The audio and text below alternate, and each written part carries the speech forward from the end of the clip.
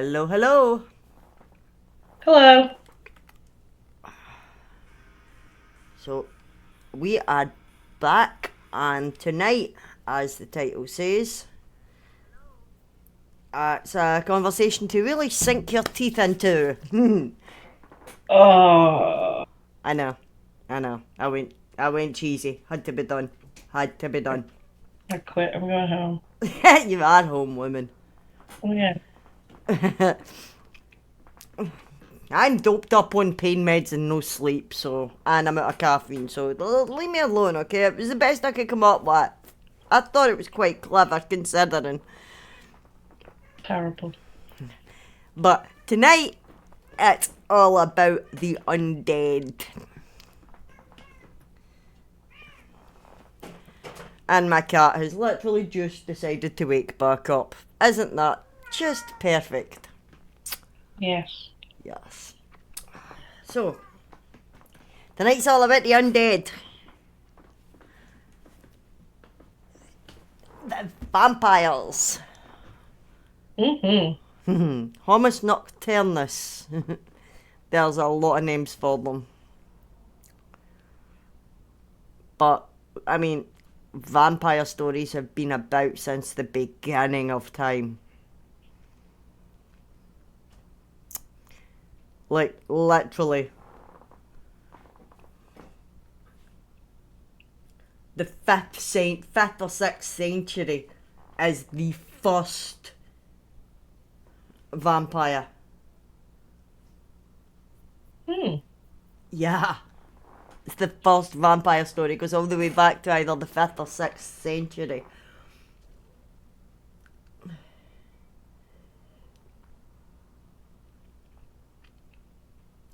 So, yeah.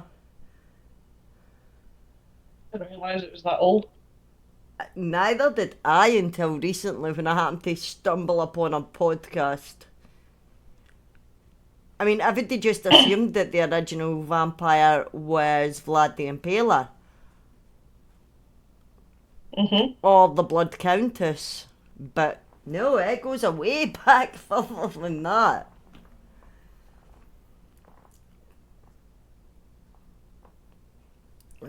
But we can get into that.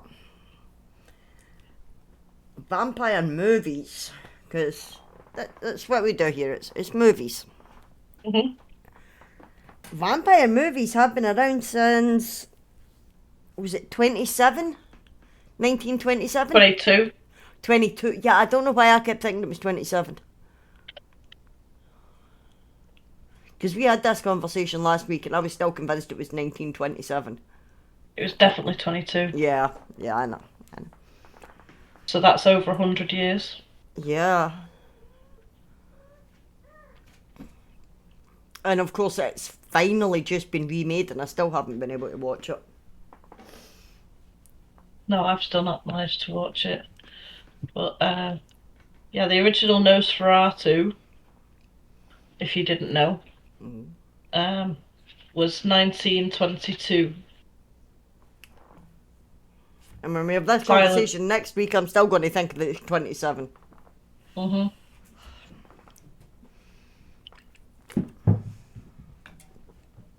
But Silent movie.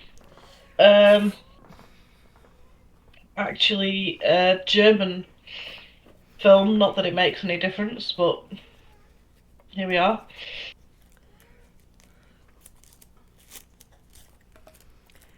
no, I like the lore behind that movie. Yeah, it's super interesting. You know, because I can't believe it's been a week, I'm still ill. Apologies. yeah, I'm not doing too good either myself, to be fair. But no, the original Nosferatu, the makers approached Bram Stoker's widow because they wanted to do a film adaptation of Dracula. And were told no.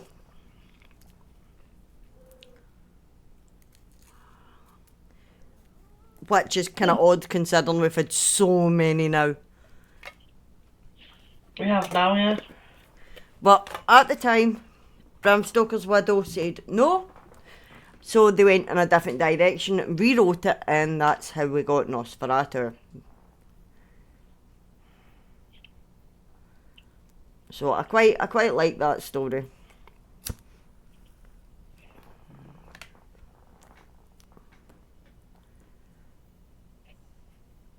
But I mean, So I thought that Nosferatu was one of the first full-length films to be shown at cinema. Is that true? I believe it was one of the first, yeah. Because it was revolutionary for its time. Nothing like that had ever been done before. I absolutely love the shot of Nosferatu. It's like Notorious of the original film where he's going up the stairs, but it's just a shadow on the wall. Yeah. I think It's that's so iconic. now the original full title is actually Nosferatu: A Symphony of Horror. Hmm.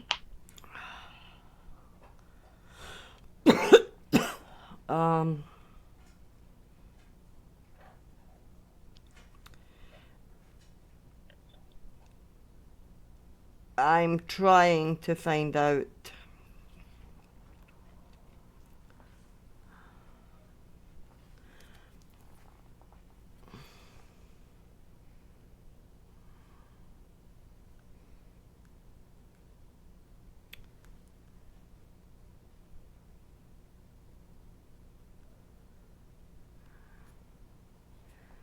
Love that the guy that played Nosferatu was called essentially Shrek. The main actor is called Max. No, sorry. Yeah, Max Shrek. I can't pronounce that. I might be. Right, so the first feature-length horror movie in cinemas was actually 2 years before Nosferatu. And again, it was a German expressionist silent film called The Cabinet of Dr. Caligari. Ah, yes. Yes,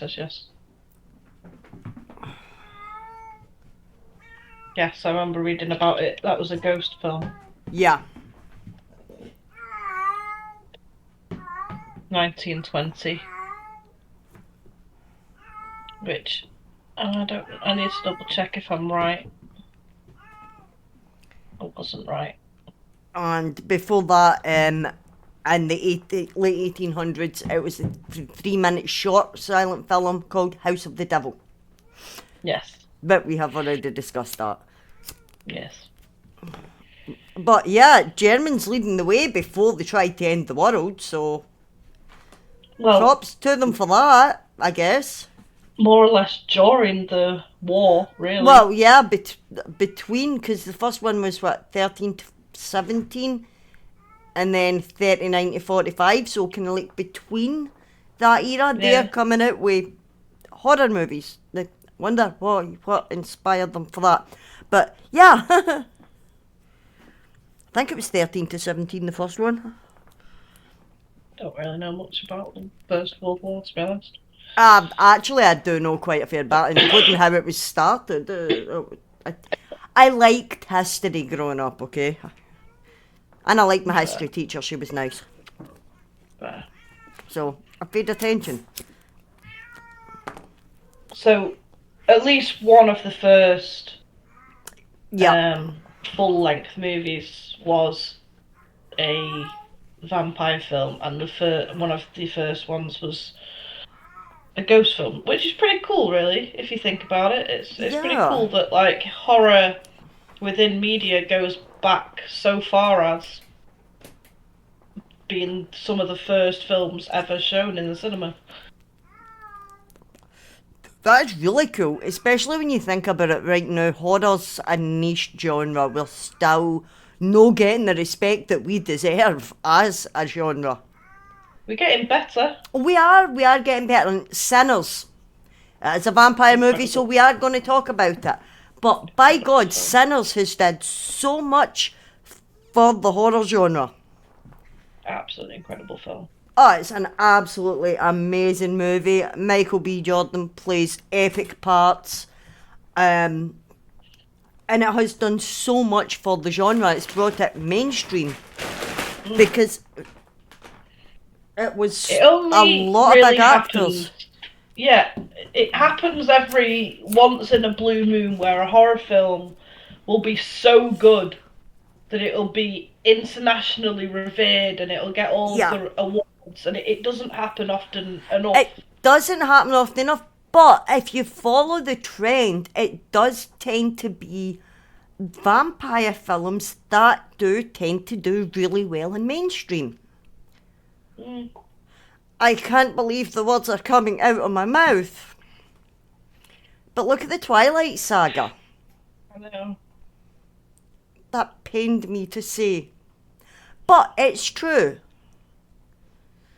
Blade did amazing mainstream. And it paved the way for the rest of the Marvel movies. Because Blade was an original Marvel character. But above all else, it is a horror vampire movie. And just vampire movies do seem to do really, really well in mainstream cinema.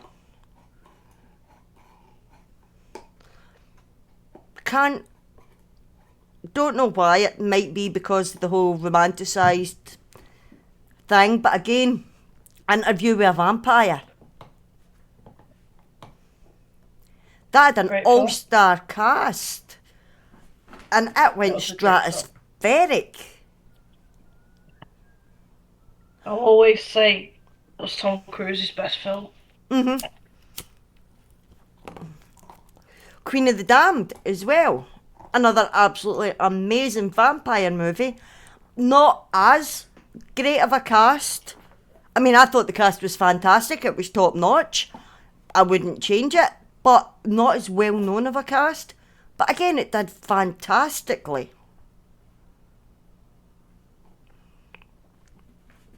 And then you've got the vampire TV shows that do really freaking well.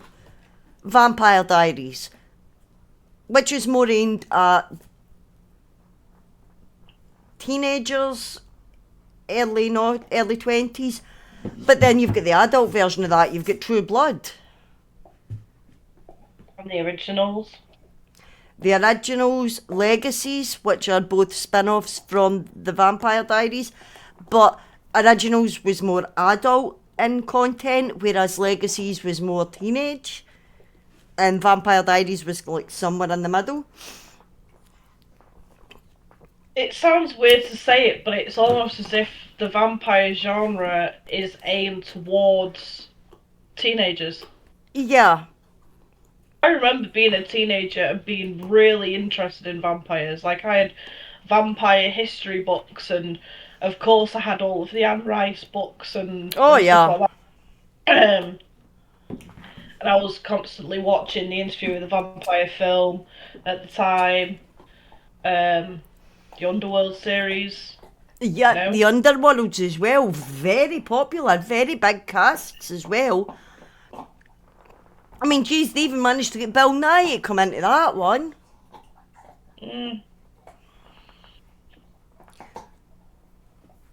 I was always interested in vampires as a teenager. I always loved the vampire thing.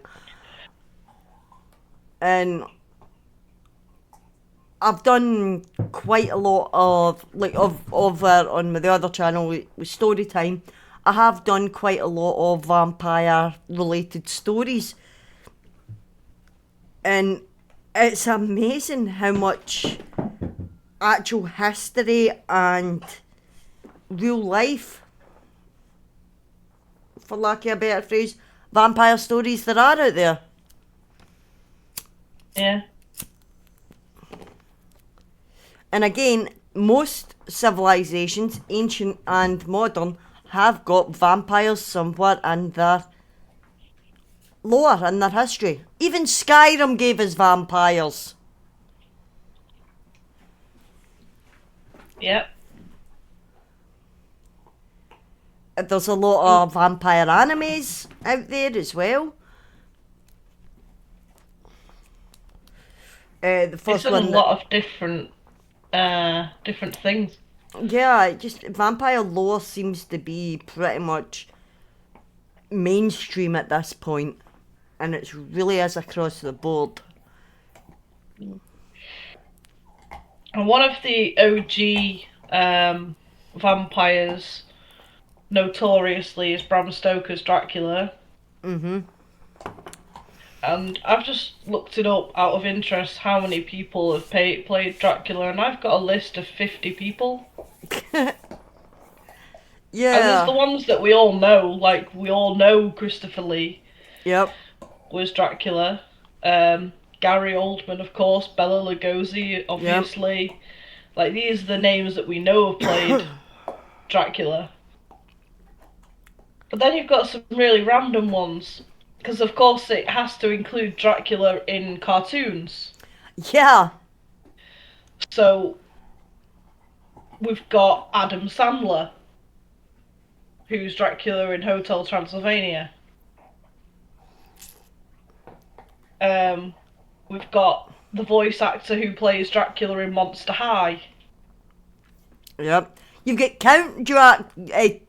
Count for Sesame Street. Yeah. You know, it's like this is a kids' TV show that learns you how to count and do your ABCs, and there's a vampire there. Count Duckula. Count Dracula. Classic. I mean, here's another one we spoke about him a couple of weeks ago because he's doing Frankenfurter on stage. Yeah. Luke Luke Evans. You had, I want to say his name. I don't want to Google it because I should know this. Dominic Purcell from Prison Break. Mm. He played. Yeah, it's Dominic Purcell. Go me. He played Dracula in Blade 3, or as Drake, as he preferred to be called, because it was set in modern times. But it's like, how many different styles can they portray that one character? Because each one looks so different. Which begs the question, who is or who has played the best Dracula? Well, best Dracula, it's got to be Christopher Lee. I'm not even gonna. There's no beating about the bush with that. But if you think historically, Dracula was supposed to be based on Vlad the Impaler. So looks wise, who was the most? I would have to give it to the Dracula Untold, Luke Evans. Fair enough.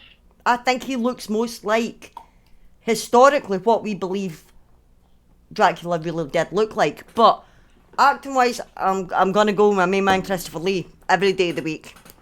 I think we'd have to. I think Yeah. we'd be taken out to pasture if we didn't say it was Christopher Yeah. Lee.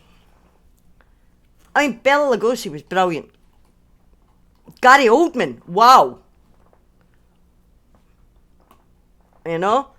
But you've got to give it to Christopher Lee. But like I said, Luke Evans, for a physical point of view, I think he's the closest representation to what we believe Dracula to have looked like. Because we are led to believe that Dracula was based on Vlad the Impaler.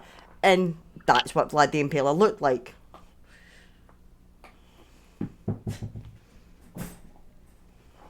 But again, that is genuinely just my opinion on it.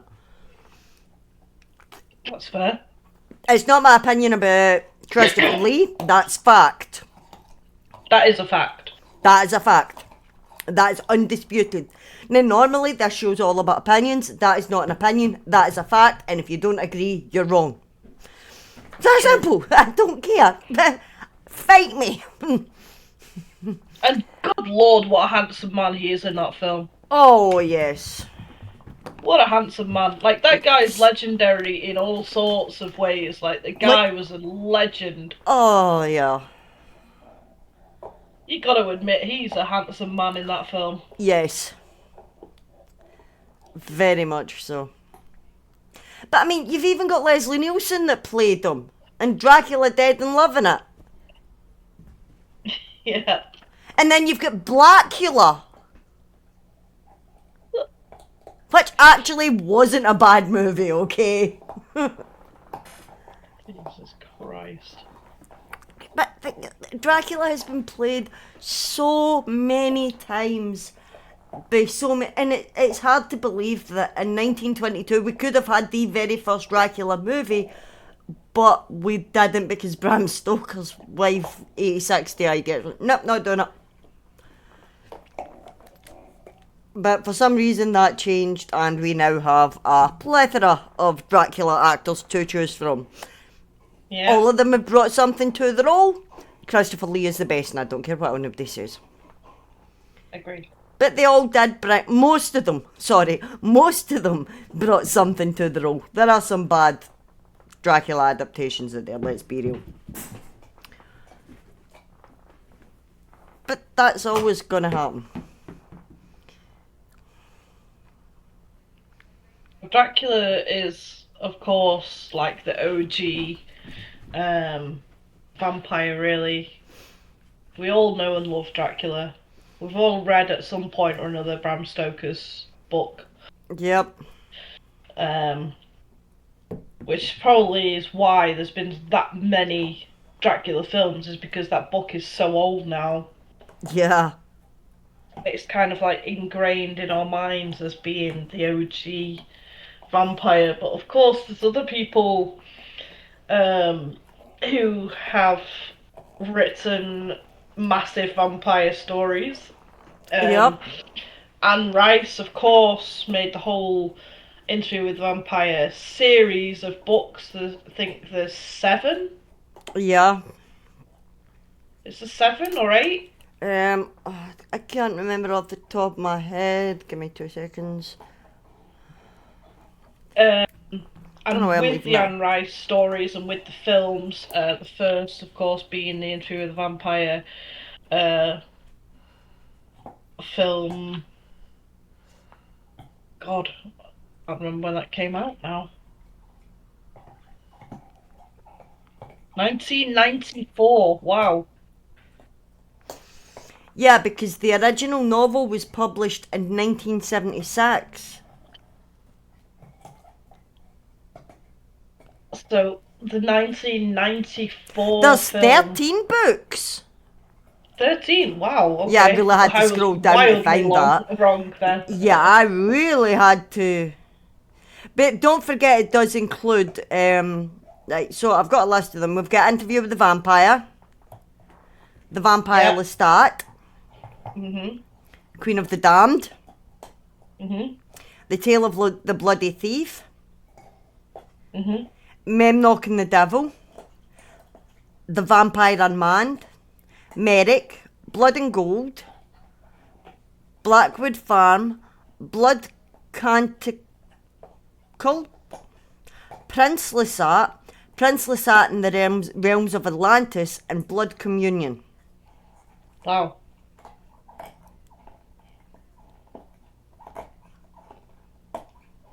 I think I've only read 3 of those. Yeah, I think I've only read 3 of them, to be fair. That's going to be fun trying to find them.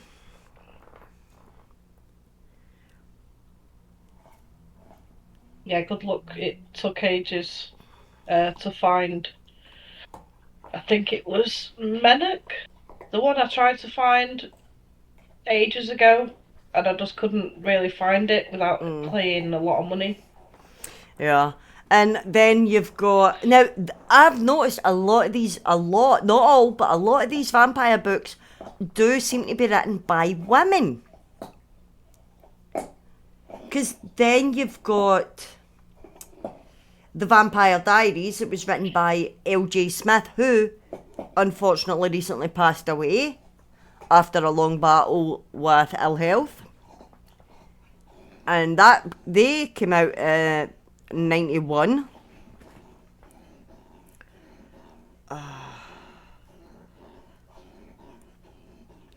You've got Stephanie Meyer, who gave us Twilight. The books were actually okay.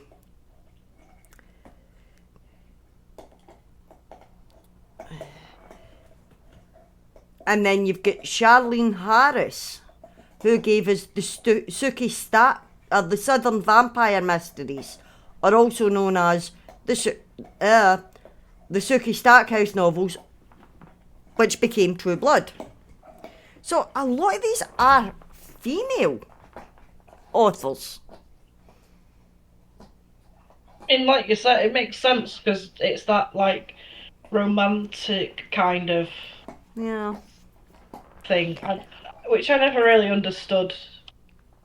To be honest, don't understand that. I mean, vampires are cool. They're kick-ass. They can't go out in the daylight. The only thing that sucks about being a vampire, garlic.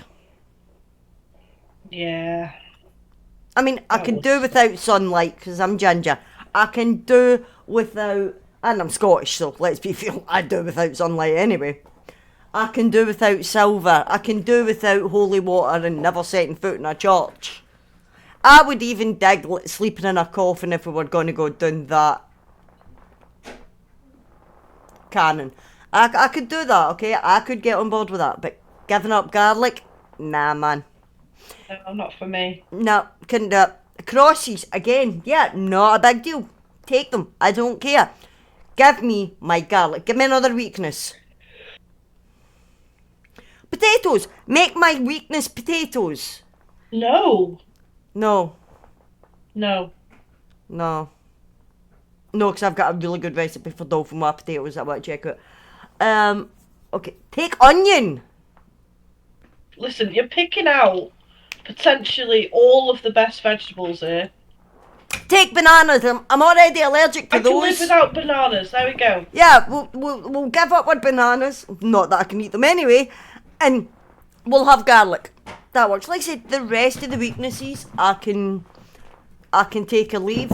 If I can't wear silver, I can't wear silver. It's not at the end of the world. The crosses and everything religious, I'm not religious. Just give me my garlic, man. I mean, I eat my steak blue, so I could deal with it. I could even deal with the blood thing. Please ignore the noise in the background. Used to, but... It would take some getting used to, because if you ever cut your finger in without thinking, you shove it in your mouth. Yeah. It's a very metallic taste. It tastes like you're sucking on a penny. But you would get used to it. See, as long as I could eat and drink normally as well, because obviously in a lot of vampire lore, sometimes they can, sometimes they can't. It depends who the author is and what the source material is. Like in True Blood, they can't. But in the Vampire Diaries, they can. Although it does take a lot to get them drunk. Which is hilarious. Yeah, that makes sense. Yeah. But, so, I would like to be that kind of vampire where I could still eat and drink. But they could eat garlic. So that, I mean, that's going to go. They've got a plant that they can't have. Like, vervain. It's like I don't know what it is. But it pretty much has the same effect as wolfsbane on lichens, so... It won't kill you, but it will slow you down.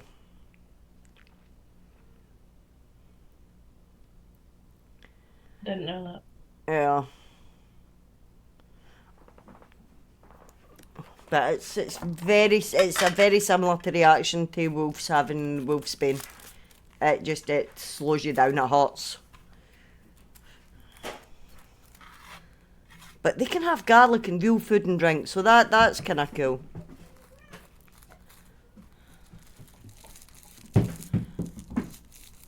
And I am so sorry for all the noise. I have got a cat going mental and a dog throwing his ball around.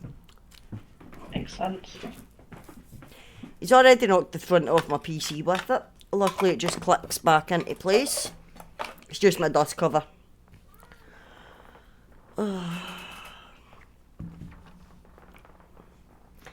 But so obviously next weekend, next Saturday, is pretty big for us. The first of many countdowns starts next week. Yep. Which is the reason why we're doing vampires this week. Because Yep. next week, now people may know this already. However, some people may not know. So it's best to explain those who don't know the beginning of a film named Blade. Now, it was the first one. I got confused and thought it was the second one, but it turns out I'm an idiot. It's the first one. Yeah. So it was the first Blade film, and how we are introduced to the character is at the Blood Rave, which is exactly what it sounds like. Yeah. You go to an underground venue. There's a whole load of what you can't quite tell are vampires, but you get the assumption that they are. So originally you're getting guided in by this attractive lady who's dragging a guy behind her, and he's like, oh, where are we going, where are we going? We go through like a meat freezer. As you do. To get to this secret room, which we've all been there. We've all been there. Yeah, we've all done it. Underground raves. We've been some dodgy places.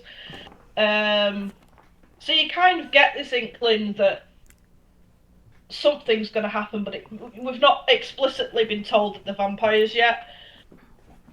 And then the blood comes out of the what are they called? Sprinkler system. Sprinkler system, yes. Yes. And it is one of the most incredible beginnings to a film. Yes, it's not straight away. It's not in your face immediately. You do get a bit of about 2, 3, 4 minutes waiting time before this actually starts. There's a build up to it. But if you are watching horror films, then you know the iconic beginnings of films. Blade is one of them. Yep. The whole soundtrack to the beginning of Blade is incredible. And the guy actually who did that particular song that's in the Blood Rave will of course be at the after party that we go to next week. So of course we're going to hear this original piece of music, which is going to be incredible. It's going to be incredible. But also, one of the main characters from one of the main bad guys from the original movie lost his hand in that opening scene. The first time he lost his hand in the movie was in that opening scene. He loses his hand a few times. I think it's like 3 or 4. But he's an actor by the name of Donald Logan. And if you don't know from Blade, then you'll know from Gotham. Yep, he played the... He was the detective. Yeah, but he ended up being captain. Yeah, of course. Yeah. He always does. Yeah. Jim, that was it. Jim Gordon, yeah. Jim Gordon. I could not think of his name for love and money there. But yeah, it's the same actor. And he will be there next week. Along with the big bad guy who was responsible for the death of Blade's mother, Mr. Stephen Dorff.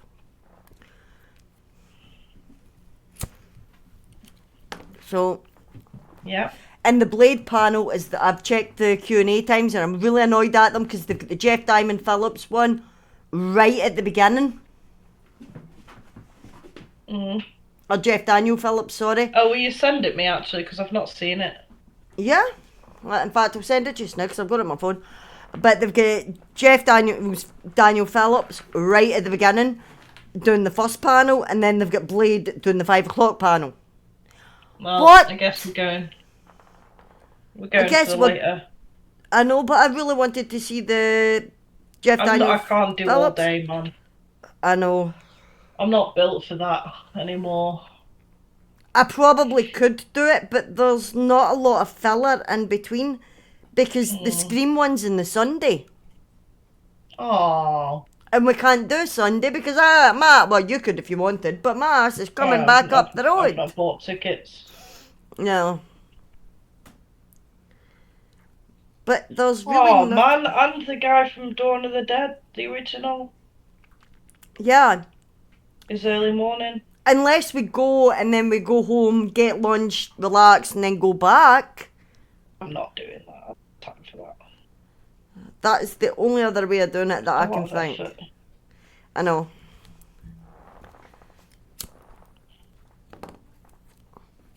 Bollocks. I actually wanted to see because Jeff Daniel Phillips is he's one of the Rob Zombie lot. So I would have liked to have been able to add him to the wall. I don't have the kind of money to get pictures next week. Honestly, neither do I, but he is one of the ones. I'll definitely make it for Blade. But anyway, so... bear with me a second to deal with this. Yeah, so the original Blade, which of course brings us Wesley Snipes as the half human, half vampire, right? Yep, Daywalker. Yeah. Which is what everybody calls him. Everybody sees him coming. Oh, okay.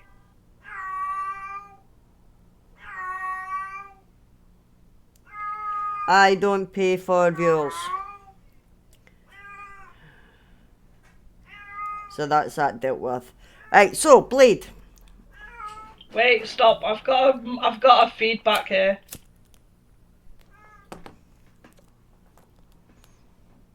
I can't hear anything. Okay, it's because for some reason I'd unmuted myself on Twitch. Oh. That was weird. What was I saying? Yeah, we're talking about Daywalker Blade. Yeah, Blade. Yeah, I'd put the beginning of Blade, the Blood Rave, being in the top. It's gonna be top 3, I guess. It's gonna be top 3. Oh, definitely. It ain't number 1 or number 2 though, obviously. No, number 1. We know where that's going. There is no two ways about that. Oh, Jeff Daniel Phillips is only 30 quid. Bad. Another big vampire film from the 80s is of course The Lost Boys. Oh yeah. And you were there you weren't there that first year. No, I didn't make that. No, I missed that, and I'm gutted. That was 2019. I got to see all of the original except Star, of course. The original big names from Lost Boys all back together again after so long. Which I've never been a super big fan of The Lost Boys, I'll admit. It's not my favourite vampire film of all time, but for what it is, it gave us a lot for the genre. And within the vampire genre within itself. Like, Lost Boys was huge and it has a massive following. And I didn't really realise how big of a film it was up until that first time seeing everyone crowding together to go and see them all. Yeah. We were at the after party and we had massive, well, not quite massive names, but household UK names, like Keith Lemon was there, just in the crowd, which he was incredible. just there hanging out.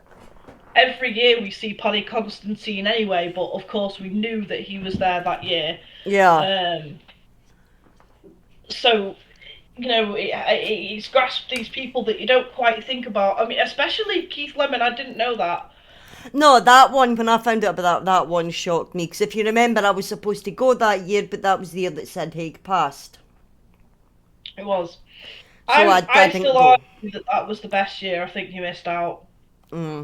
I couldn't bring myself to do it. And I know that they had Bill Moseley there, and I'm kind of pissed because I would have got to meet him a lot sooner than I did. It was But a very good year.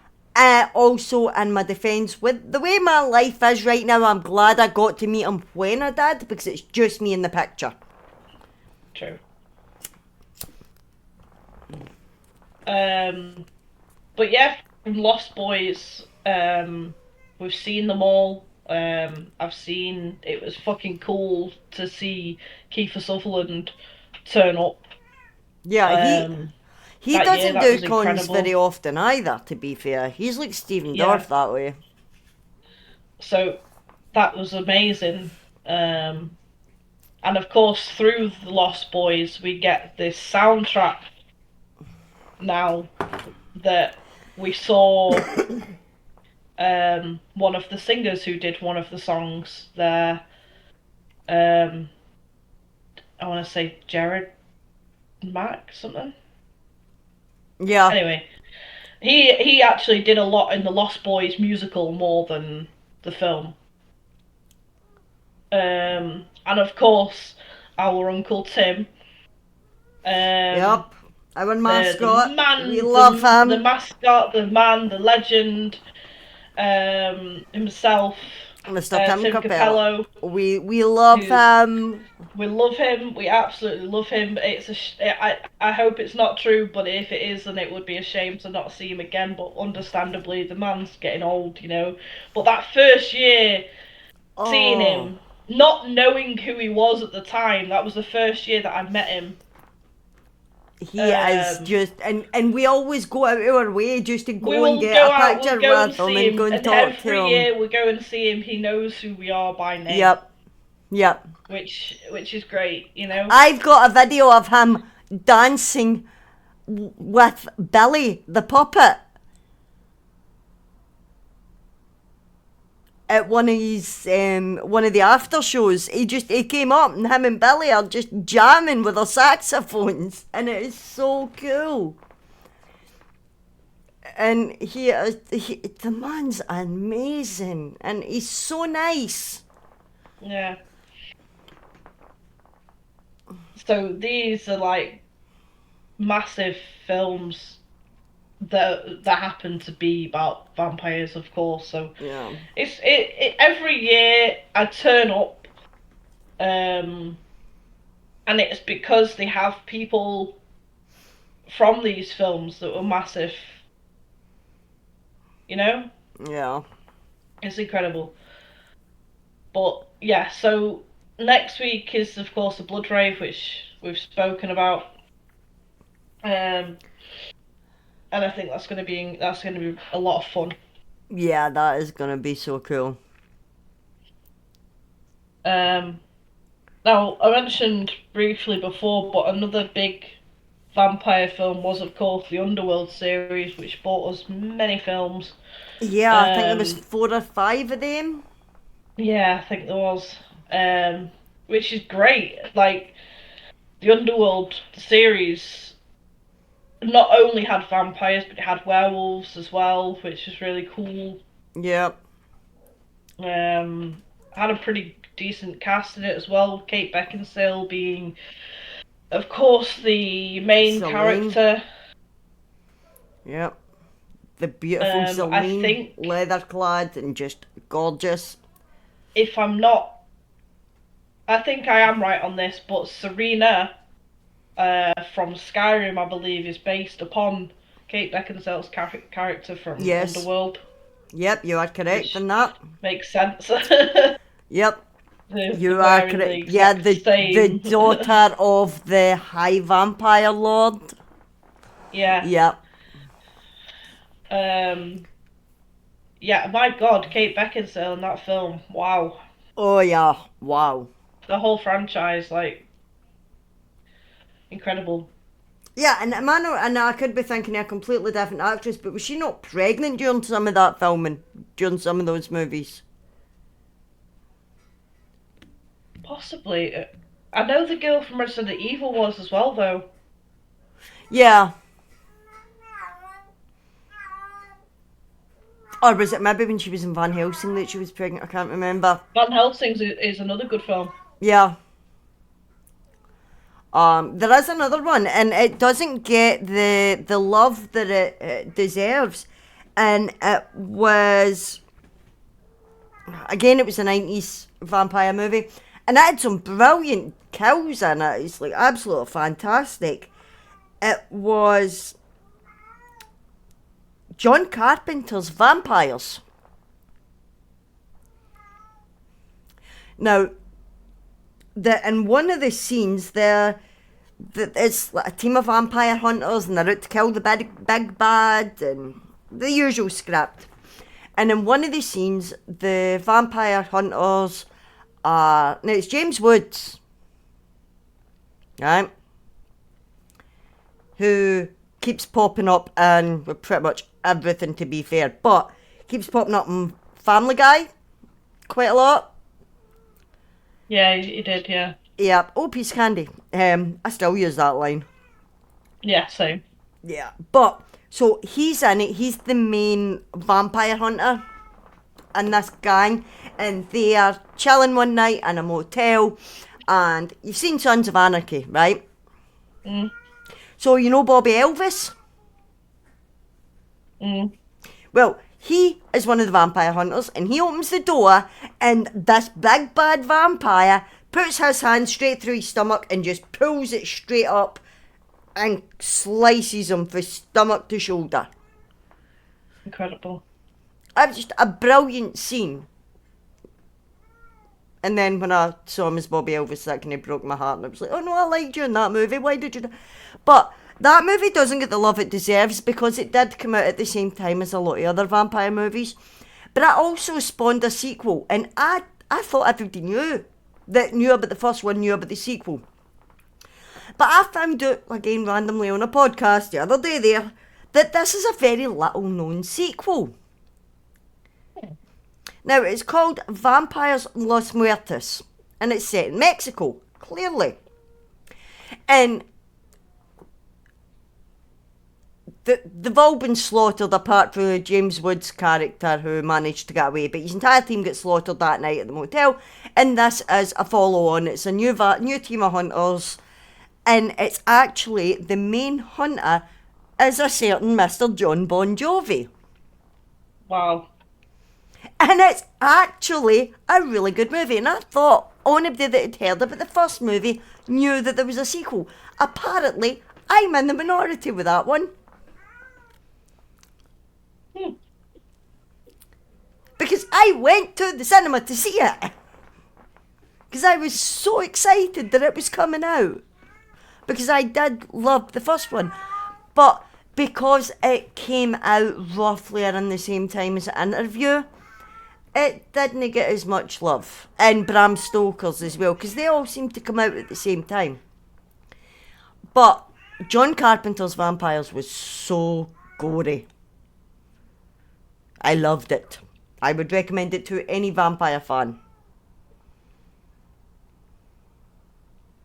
Didn't know he did a vampire film, to be honest. Turns out not a lot of people do. I didn't know this. I don't think he made the second one though. I'm not 100% sure. I'm gonna check. Right, so Los Muertos came out in 2002.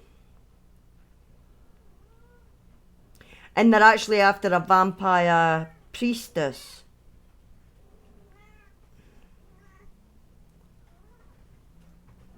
Bless you. Nope, it was John Carpenter that did the second one as well.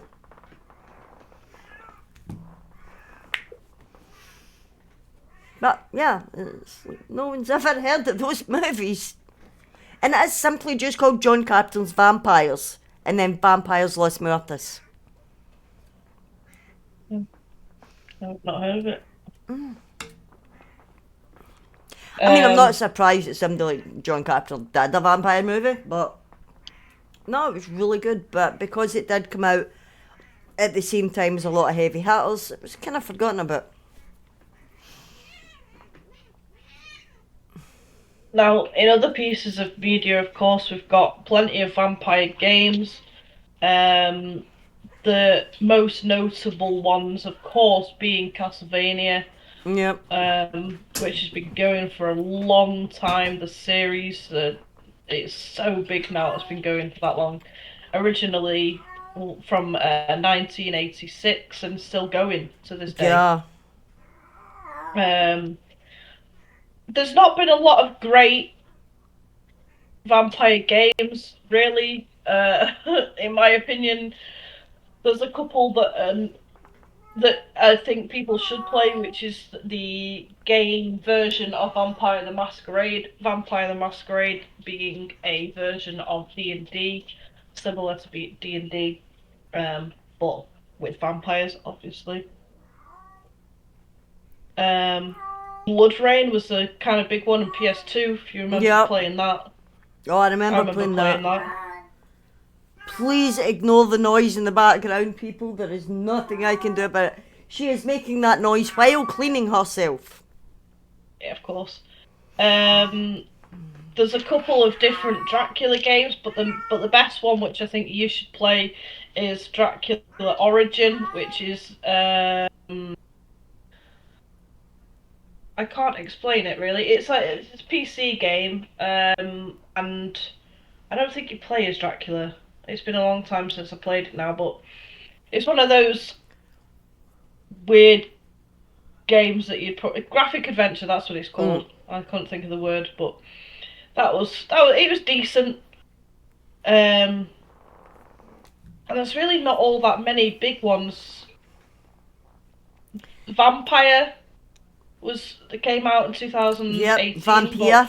That they had the sequel as well, and that was actually not a bad wee game, to be fair. And then, of course, you've got to give her a mention. You've got to do it. Go on.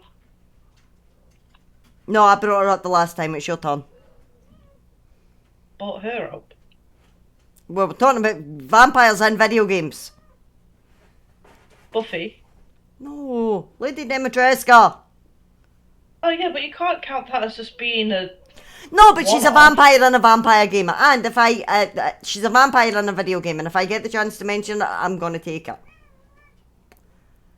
I don't think there was a Buffy game though, but Buffy, yeah. There has been Buffy games. Has there? Jeebus. Yeah.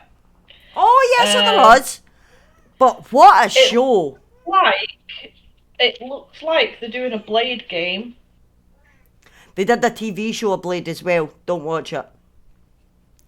I made that mistake. Don't watch it. But yeah, Buffy the Vampire Slayer. Go ahead, because I've barely watched it. I could pretty much play every part in every episode, to be fair. I love that show, right? I still watch clips of it now. That is an amazing show. That was absolutely fantastic. There was a movie. There's some pretty big names as well, actually. Yeah. Just playing random parts. We had Pedro Pascal in an episode, Nathan Fillion in an episode. Yep. Buffy herself, Sarah Michelle Gellar, wasn't really heard of at the time, but has made herself a huge name now. Yeah, she is such a big horror name. She's not a scream queen because she keeps dying, but she is big in the horror scene. Yeah. I mean, they even brought her back for the new I Know What You Did Last Summer. Did? Kind of. But she was in it, so it counts. They should have made her the killer. That would have been more believable. It probably would have been more I'm believable. still salty about that, okay? I'm allowed to be salty about that. But But Buffy it gave us vampires, it gave us werewolves, it gave us witches and demons, and it gave us good vampires. Buffy walked so that Supernatural could run. Totally. 100%. Because if you were to sit and watch Buffy now, you would laugh at the graphics. It is so bad. It is bad. It's terrible. It is even Spike, who is beautiful. He is a beautiful, beautiful man. But see, the minute he does the vampire face, you laugh. The Lost Boys vampire faces were better, and that was 10 years before.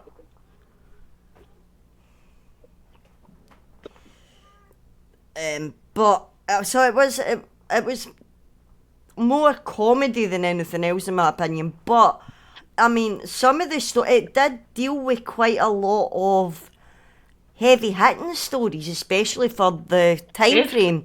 It dealt with losing friends, losing siblings, losing 2 teenage girls who lost their mother. It dealt with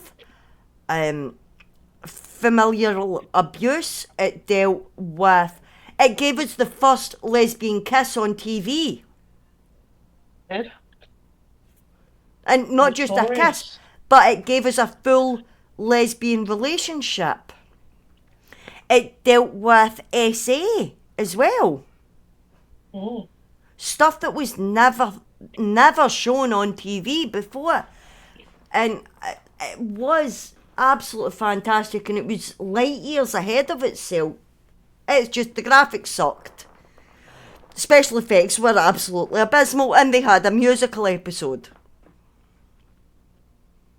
Well, but that was all the rage in those days. Like, every show had, even Grey's Anatomy's done a musical episode, okay? Everybody does the musical episode because it's a filler episode. If you don't do a musical episode, then you're doing something wrong. Exactly. If you've not got to the point of being able to do a musical episode, then your show sucks.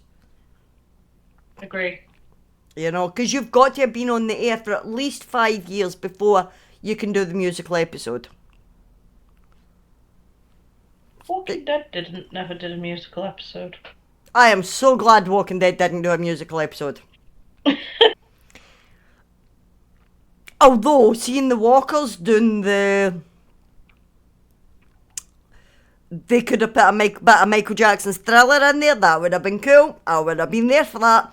But yeah, no, I'm glad The Walking Dead didn't do a musical episode. But I kind of trailed off after the first few seasons, and only us diehards kind of stayed with it to the end. Purely to make sure that it was the end and it was finished.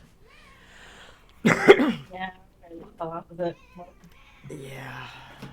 I stayed with it, just like I stayed with Game of Thrones. Because it had to be done. I had to make sure it was over. Oh, God, I know. God, what a shit ending. If you want to shit all over a show, watch Game of Thrones. First 7 seasons, fantastic. First half of the last season, great. Second half. It was, and then the second half was just, hey, do you know all that war that you've been spending your years watching and reading and all and of getting this invested in, you throw it out the window. Let's just get rid of that. They should have waited to get the source material finished. I mean, we would still be waiting. We are, but it would still have been better to wait than to get that. Awful. That was atrocious. There's been a couple of other vampire programs. So Supernatural obviously has vampires in it because it's got everything in it, similar to, like I said, Buffy. They're very, very similar in that way. But one that I think was really good was The Strain, which is based upon a series of books. And that series I thought was really good. Yes, do I hate the kid in it? obviously, because I Duh. hate the kid in near enough every horror film ever made. Yeah, pretty much. So I'm gonna hate the kid. Everybody hates the kid, right? I think the only And he kid I brings didn't on hate was young Andy in Child's Play. young Andy because he was naturally a good actor. And he was so Shut up, freaking Dory. cute. Gage in Pet Sematary, I didn't hate that kid. I couldn't hate that kid. That kid was But the most adorable serial killer on the planet. I could not hate that 3-year-old kid. But the yeah, kid in this is incredibly hateable. and if general you've not rule of watched thumb, it- you hate the kid. yeah, I apologise if you haven't watched it, but I will spoil the ending. He does kind of bring on the nuclear apocalypse at the end. 28 weeks later, it was the kid that caused it. It's always the kid. Yeah.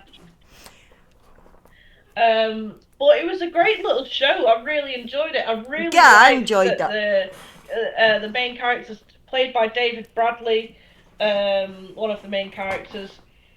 There was this whole lore of him being a Jew in an internment camp, and he knew the vampire, and he's always known the main vampire. And they've got this relationship of, obviously the vampire has always been the same German Nazi SS officer, and he knew him from being at one of the internment camps, and I loved that relationship. As horrible as it was, I loved that relationship that they had. Yeah. They hated each other, obviously. Yeah, but the You've gotta history was hate there. each other. The history was there. David Bradley had the tattoo on his wrist, his number on his wrist, and I thought that was so cool to bring it in, because you don't see it really in a lot of media. Yeah. So it was good to kind of have this backstory of, oh yeah, he was a German Jew and he was in an internment camp, one of the worst ones, Yeah. and I really liked that. Yeah, no, I backstory. like that. There was one. It was a supernatural TV show, and it only ran for 2 seasons, and I'm really disappointed because it was really, really good. And it ran on the Sci-Fi Channel, and it was called Midnight Texas.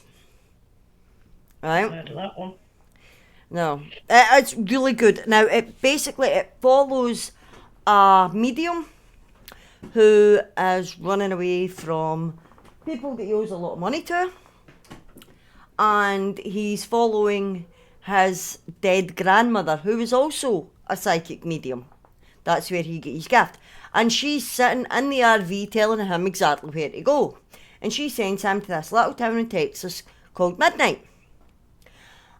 Granny knew that no one in that town was human. She didn't share that information with her grandson when she sent him there. And they've got a vampire in the town, right? They've got an angel, they've got psychics, they've got werewolves, they've got an angel, an archangel actually, and they've got a vampire. But this vampire, the reason I'm bringing this particular show in, because it's not a vampire show, but the reason I'm bringing Midnight Texas into it is because it was a different type of vampire. One that I hadn't actually seen anywhere else before. Now, this vampire doesn't get his strength through blood.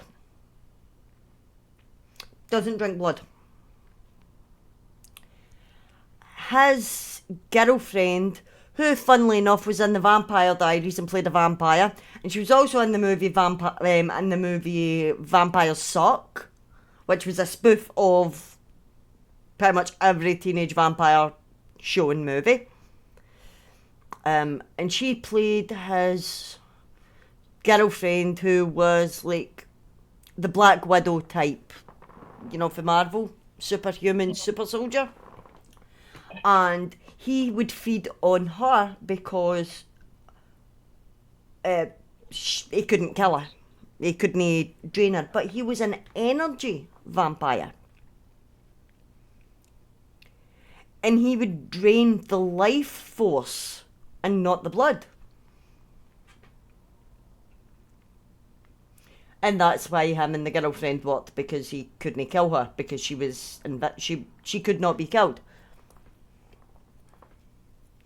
And I thought that was a nice take on it, because the theory behind the blood is that that's your life force, that's your essence. That's why the vampires take it, because they can't make their own. So I thought that was a nice touch. A nice wee twist to the lore. But honestly, if you've not seen it, brilliant show, you should check it out. It's basically like this town of supernatural people trying to commingle and not be discovered. And a dead granny ends up sucker punching her grandson into going there. Another massive show that I really enjoyed. So it originally started as a film, and then they did a TV series, and thank God they did the TV series, because the film was fantastic, but the TV series was something else, which is What We Do in the Shadows, which is absolutely hilarious. Yeah. I'm not a comedy person. No. Right? I don't enjoy comedy whatsoever. But What We Do in the Shadows bought that comedy that I think we need in some horror things. And I really enjoyed it. I loved the characters. Like, the cast of characters is incredible. We've got Matt Berry, of course, who's amazing in everything that he does, but in this, as he plays Laszlo, he's just incredible. What I love his character, he's so good. But like all of the housemates together, there's 5 of the housemates together, are just so good. How they're all like so different, and they all like work together. It's absolutely incredible, and the film as well is excellent. We've got some incredibly quotable stuff from the film, which I say quite a lot. Like, they're werewolves, not swearwolves. It's obviously Australian, the film, but I don't have a very good accent, so kill me. Right, I'm going to If you let don't- you talk about this for 30 seconds. I need to go check something. That's fine. But yeah, if you haven't seen What We Do in the Shadows, you should. Like, Nandor, for example, is kind of based on the older school Dracula style vampire. We've got the energy vampire Colin Robinson, who's literally the name is boring, so you know that he's going to be boring. Just works as like a finance guy. He's just there. Nadia and Laszlo. It's incredible. Definitely worth a watch alongside the film.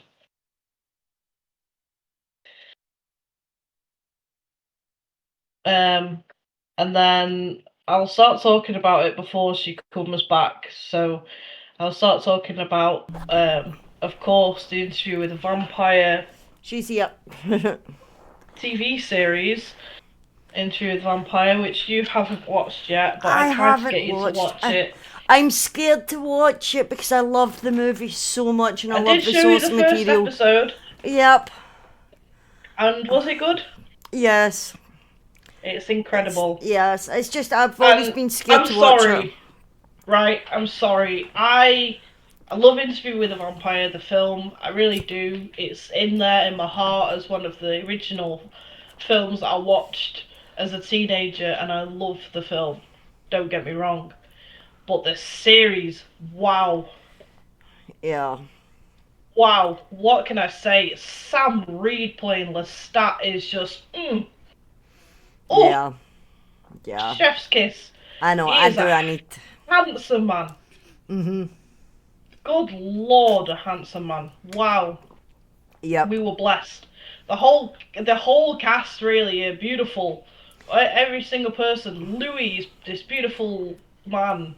Oh, Louis is And beautiful. I like how they've set it different. So in the film it's set in the 1800s, and in the series it's set closer to home. It's set in the 1920s-ish. Thereabouts. Mm. and I love that setting, and I think they actually did it perfectly.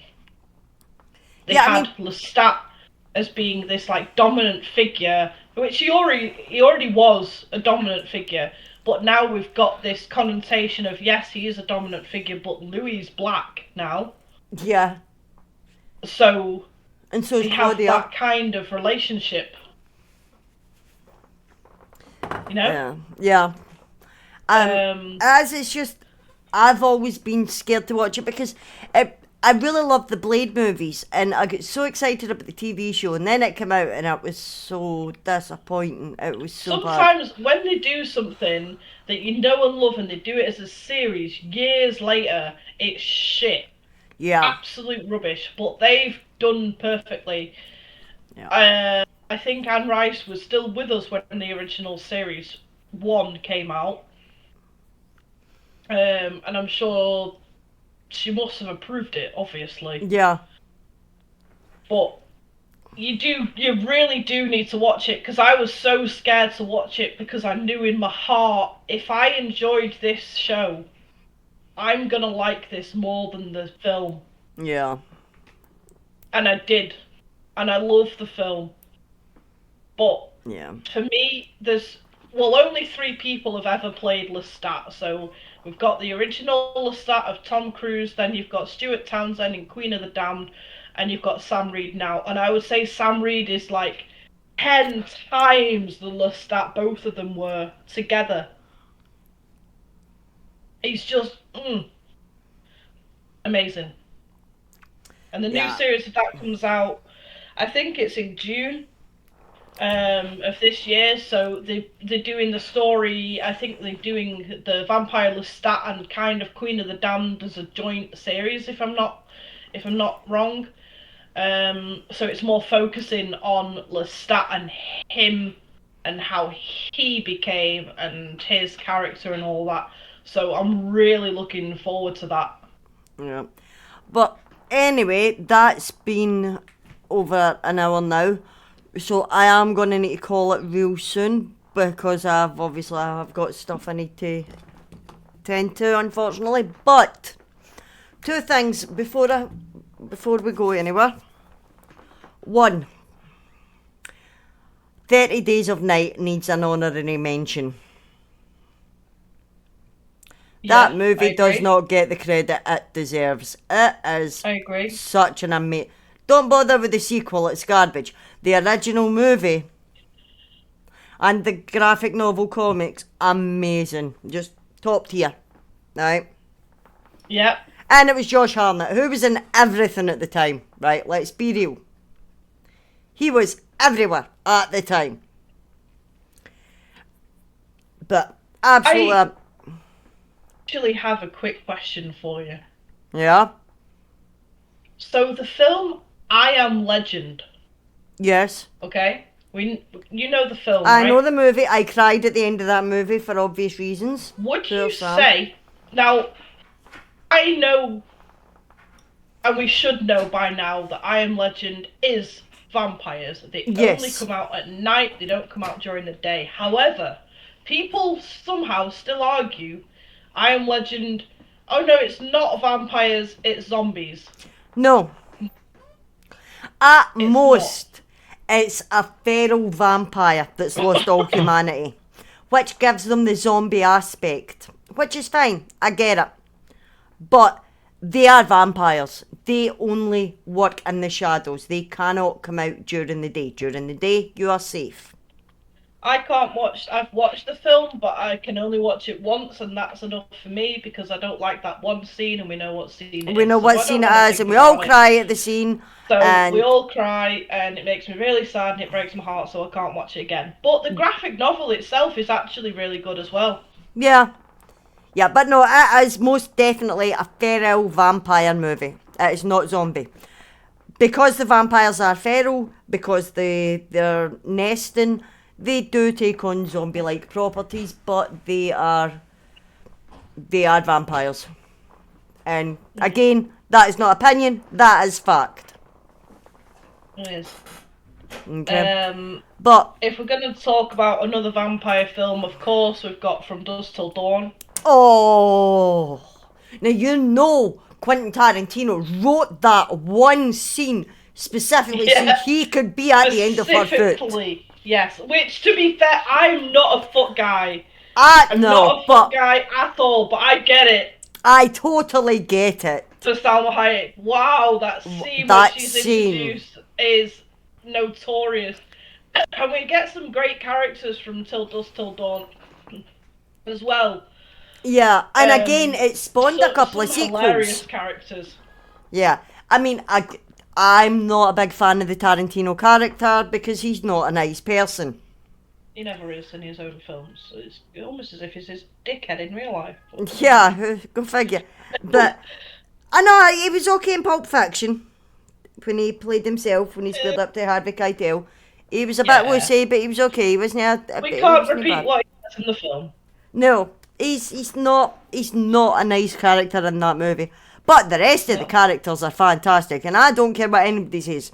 My main man, Danny. Yeah. How many times do we need to watch that man die? Well, the thing is, he does that himself. That's his thing. Himself. I think that's the only thing. movie he's not died in, or the only character that's not been killed off, is Machete. Because he started in a kids' movie. He started in Spy Kids as Machete. And then went into the... Oh, I love Danny Trejo. What a lovely man. Yeah, I want to meet him. He's on my list. I was so nervous when I got to meet him. Oh, no wonder. He's getting on now, but he is still such an He's the same intimidating height man. as me. I know, but he's huge. We were stood head. Literally, he's the same height as me. That's what makes him so intimidating. I Because met Danny Trejo. And I was shaking, I was nervous, I was so terrified to meet Danny Trejo. He's the same height as me. The next guy who I went to go and meet was, what's his name? We just met him last year. Fuck. Oh! What's his name? Oh! We got a selfie with him. That's so annoying. Oh my god. And he was huge. And it was terrifying. And he killed Danny. He was one of the ones that killed Danny.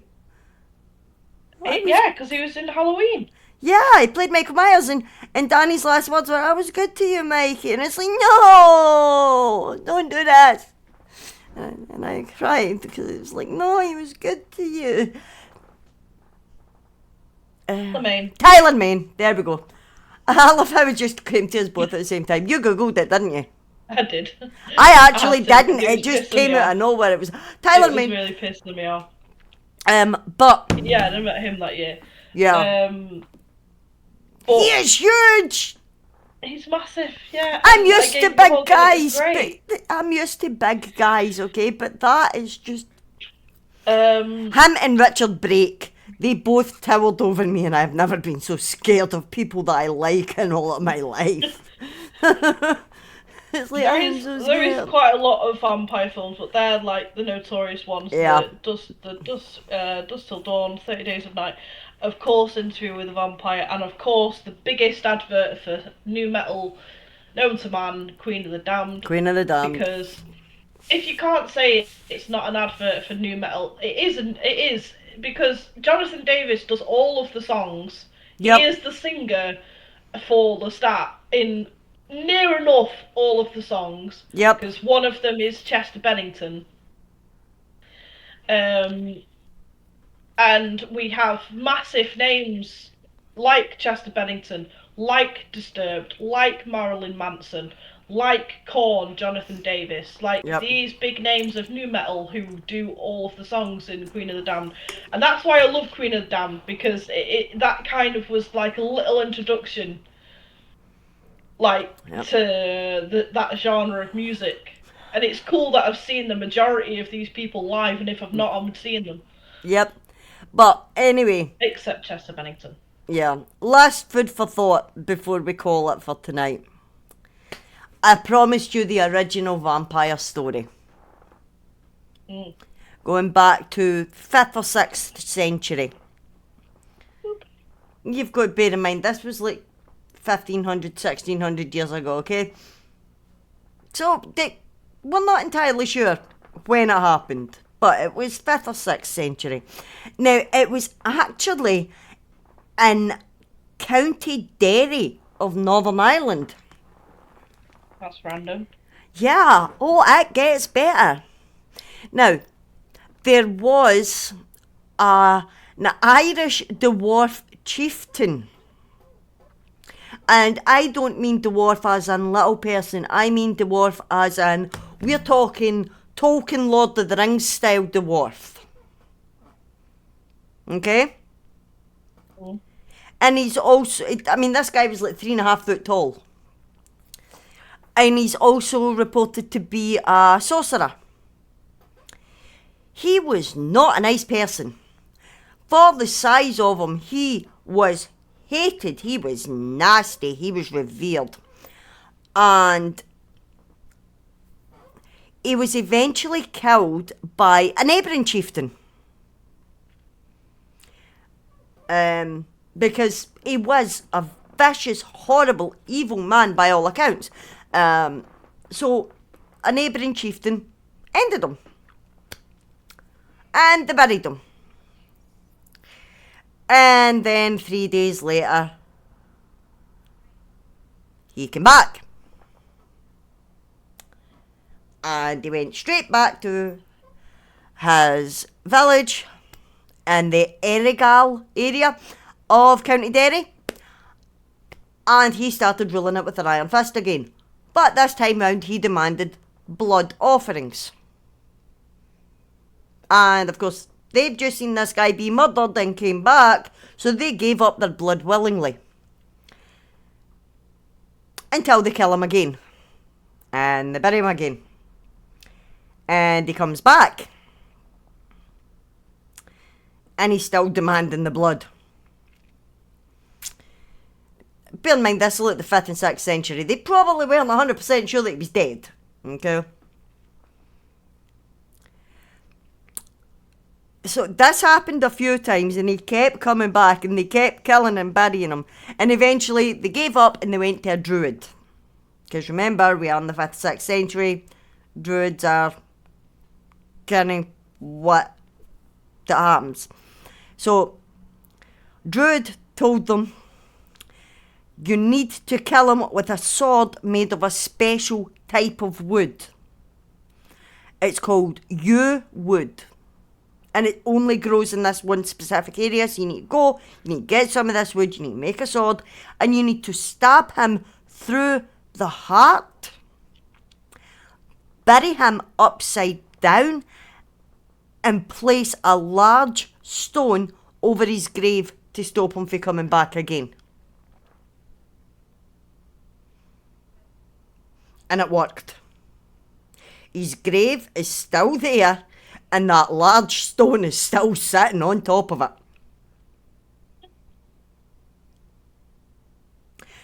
So, Arbatak or Arvatak tag. Two different pronunciations. But yeah, so that's where the very first vampire story comes from. It was an Irish dwarf that wouldn't stay dead and liked the taste of blood. That's really random. Mm-hmm. Abertak. Yeah. A 3.5 foot ginger Irishman was the first vampire. And now you know, kids. Yep. Now, I had no idea of that until I randomly stumbled across it, and I just think that is so interesting. Because everybody just assumes that it's Vlad the Impaler or the Blood Countess. Which makes sense, considering, but no. It's an Irish dwarf sorcerer for the 5th or 6th century. It's pretty damn cool. Pretty damn cool. Yeah. So, next week we're going to need to mix it up. Yeah. If I can get, because I am travelling home from where Sammy is to where I am on the Sunday next week. So if I can, I'll be home in time. If not, I'll try and jump in on the Discord on my phone while I'm travelling. But I will be travelling, so you need to bear with me. Or I'm going to be running in the door and diving straight for my desk, looking like shite. It just depends how early I can get back home. But considering the trains are being all over the place right now still, up this way, we never can tell.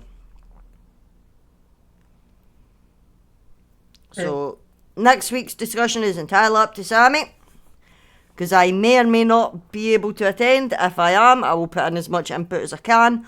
But Friday starts my day, my month of jumping up and down the country like a complete random insane woman. I potentially might do werewolves.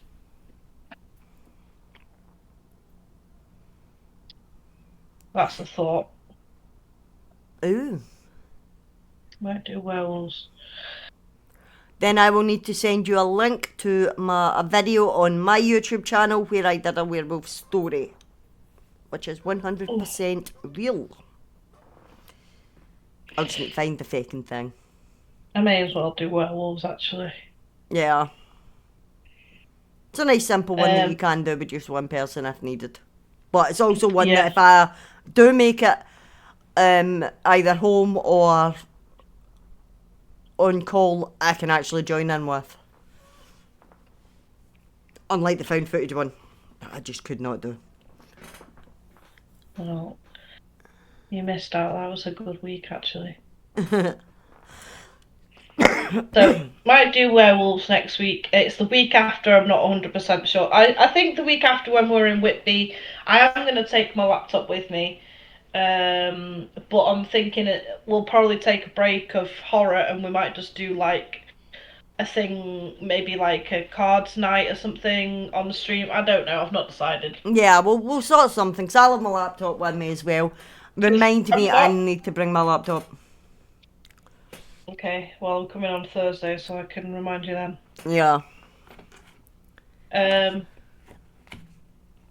Yeah, not sure yet, but I'll think of something. So next week I'm probably going to do Wells because it's the first thing that came to my head, and there's a few decent werewolf films. One of my favourite ever films is a werewolf film.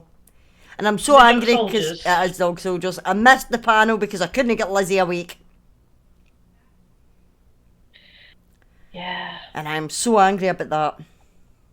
Because I adore that man. So again, he was in Gotham as well. Was? Yeah, it was, yeah. He played Alfred. Yeah. How weird. What a small world. Yeah, next week I'm gonna do werewolves. And we didn't even get to talk about Sinners because you cut it off. No, we spoke about it at the beginning. Yeah, and everybody needs to know how good it is. We did mention how amazing it is. It is very good. It is a really good movie. I love that movie. It's incredible. Yes.